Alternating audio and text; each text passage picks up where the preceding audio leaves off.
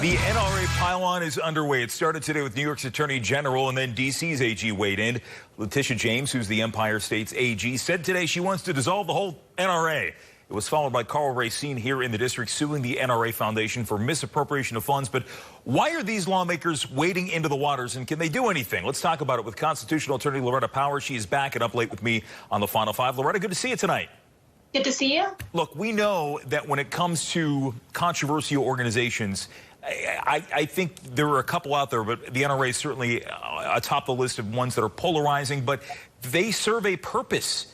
And I know for Democrats, it has been a popular target. For Republicans, they believe that you got to have to protect the NRA at all costs. What do you think that these attorneys general are doing today with these lawsuits? What is the end game for them?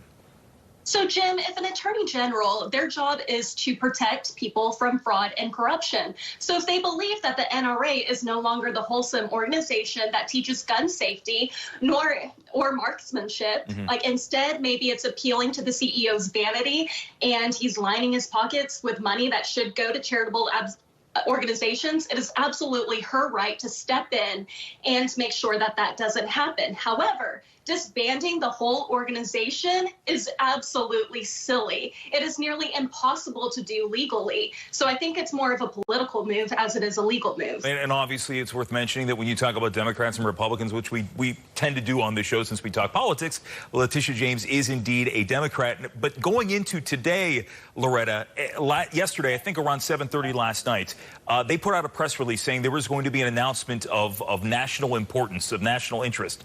Everybody automatically assumed, because that's just how we are these days, that it had something to do with President Trump and tax returns. So this was a big surprise, I think, that the Attorney General decided to go down this path. You mentioned the political angle of it, but you also mentioned about Wayne LaPierre, who's the longtime head of the NRA, and he was mentioned in many of these documents. In fact, there have been allegations about misappropriation of funds. So is there anything that the attorneys general in either of these jurisdictions, can they get the ball rolling on something? Is that what they think? Do they really believe, at least in New York State, they have the power to disband the NRA?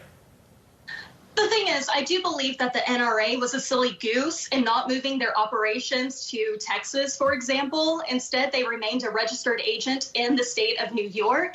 And this attorney general is notorious for going after the Trump administration. And the NRA did donate tens of millions of dollars to get Trump elected in 2016. Not sure if they're going to come up with the funds to help with his reelection campaign.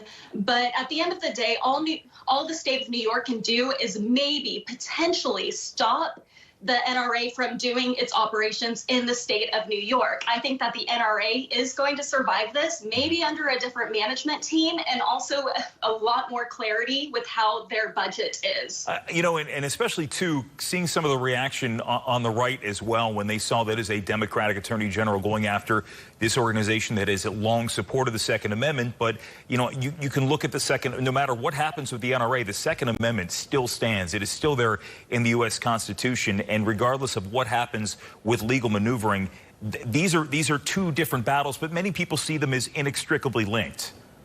Exactly. And what we forget is organizations like the NRA, the Washington football team, under the law, they are considered people. They are given constitutional rights, just like you and me, Jim. So it's very, very difficult to stop something from existing unless they did something terribly wrong. They would have to prove that the organization itself was involved in a heavy money laundering scheme in order to do that. And that's going to be very difficult to do.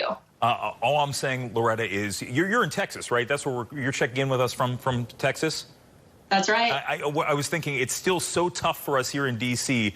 to just get that frame of mind to say Washington football team officially now, even though many people have been saying it for years. And, you know, there you have it, just right there. We're talking about the Washington football team, and that's another story for another day. But Loretta Powers, it is great to see you again. Thanks for the insight, because I think this is something that is obviously going to continue to be on the national agenda for a little while. That's right. Thank you, Jim. Absolutely. My pleasure. Final Five comes back after this.